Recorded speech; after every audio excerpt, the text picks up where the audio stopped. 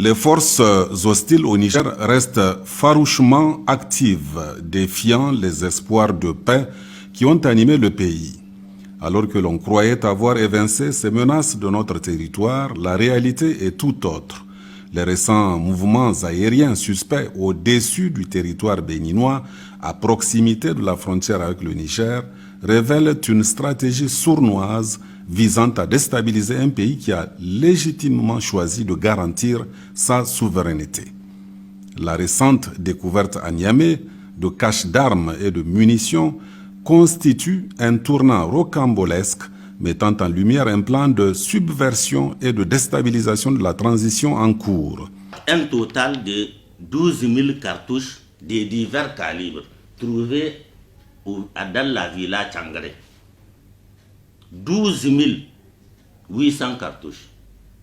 Il n'y a pas de compagnies qui ont cette quantité. Des compagnies militaires. Il n'y en a pas. Mais dans une maison d'autrui, on trouve 12 800 cartouches avec des roquettes qui peuvent abattre des avions, qui peuvent abattre tout. C'est écœurant. Et on a aussi constaté la présence dans leur parc de 16 motos toutes neuves. 10 motos Amazon et 6 motos Royal. Toutes neuves. Les 10 motos Amazon même étaient dans la caisse. Des motos Amazon qui aujourd'hui tu les trouves dans les mains des terroristes. Cependant, grâce à la vigilance et au professionnalisme exemplaire de nos forces de défense et de sécurité, une catastrophe a été évitée. Pourtant, des révélations troublantes ont émergé, soulignant les véritables intentions de certains acteurs externes prétendument engagés dans la lutte contre le terrorisme. Il y a 2 détecteurs de métaux. Les orpailleurs les utilisent pour chercher de l'or. Ça veut dire qu'eux-mêmes, ils sont venus chercher de l'or. Ils ne sont pas venus nous protéger. Ça, je l'ai dit. Il y a un cachet à la villa Tchangare là. On a trouvé un cachet de l'ambassade de France avec fond rouge. Ça veut dire qu'en dehors de l'ambassade, il y a une autre ambassade cachée là-bas à Tchangare de la France qui peut décider de tout.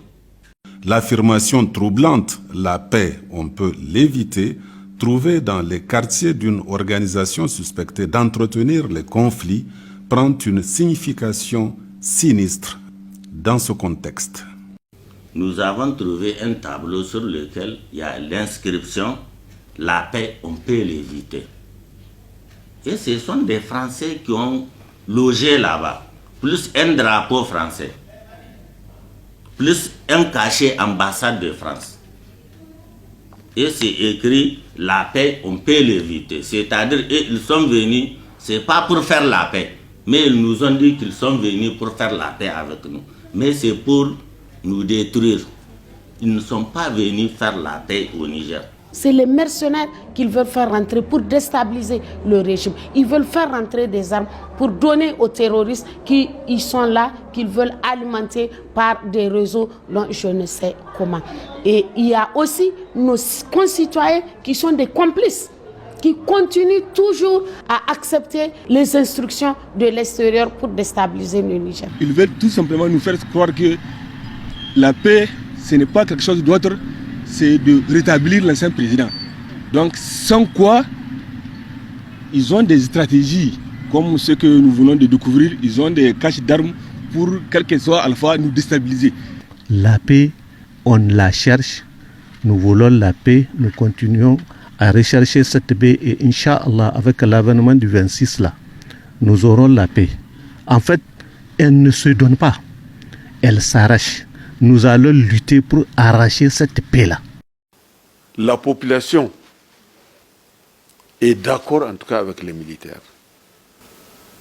Nous, on est quand même avec la population, on connaît ce qui se passe.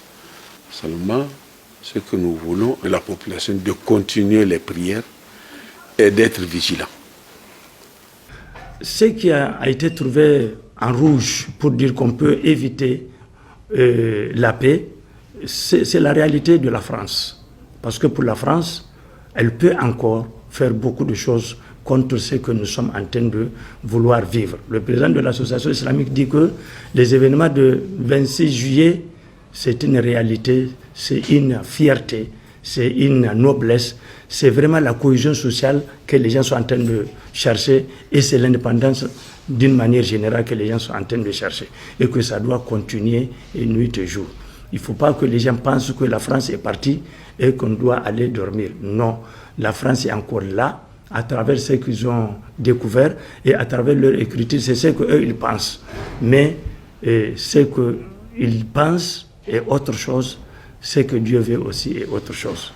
Alors lorsqu'ils disent la paix, on peut l'éviter, c'est une façon de parler. Ça en dit long.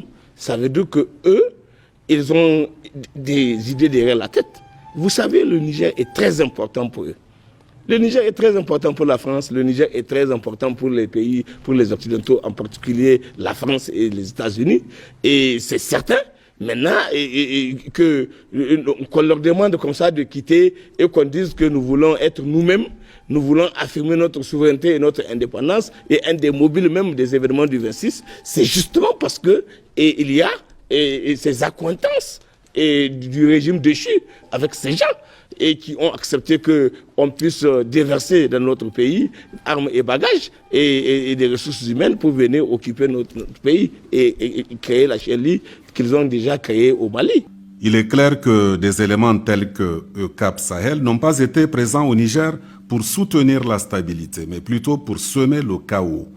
Le leadership résolu du président du CNSP, chef de l'État, le général Abdourahmane Tchani, et du Premier ministre Ali Mohamed Lamine Zen montre clairement une volonté de diversifier les partenaires extérieurs, une démarche cruciale dans la défense des intérêts nationaux. La paix, on peut l'éviter. En découvrant cette affirmation provocatrice dans les quartiers d'une organisation liée à la dégradation de la sécurité, les soupçons sur ses véritables intentions sont renforcés.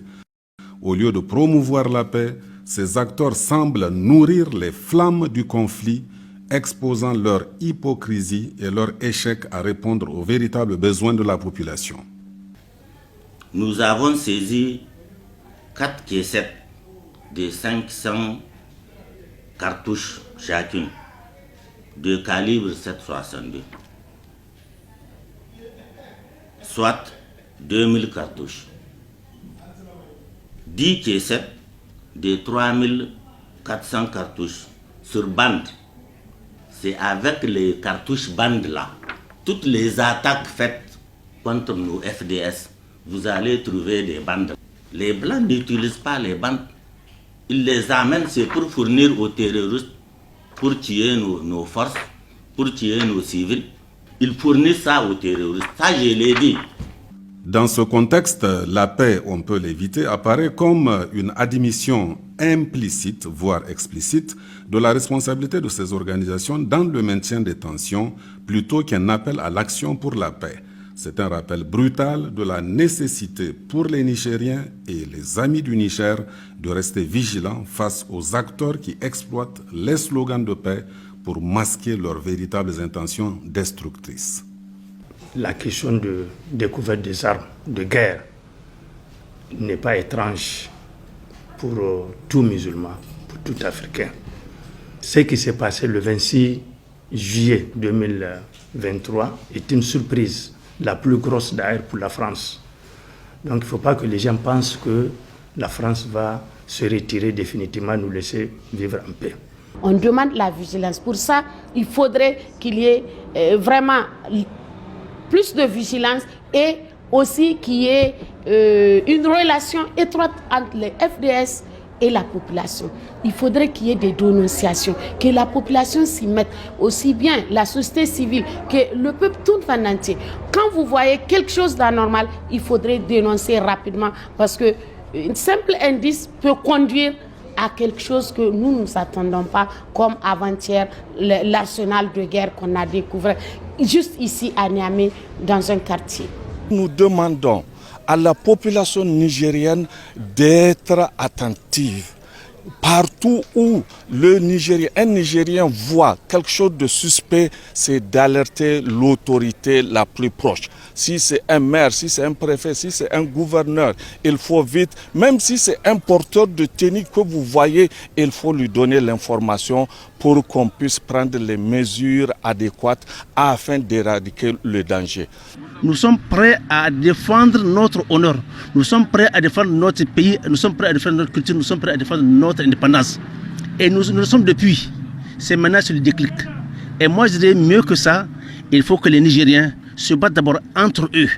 Je veux dire par là qu'ils se battent pour leur intérêt, qu'ils se battent pour leur devenir. Nous, en ce qui nous concerne, nous invitons à ce que les uns comme les autres comprennent qu'il y a un enjeu de grande taille qui concerne la vie de notre nation, qui concerne la sécurité de notre peuple, qui concerne les ambitions que nous nourrissons, celles d'affirmer notre souveraineté et notre indépendance, pour qu'on considère que dorénavant, nous aurons à dicter notre choix.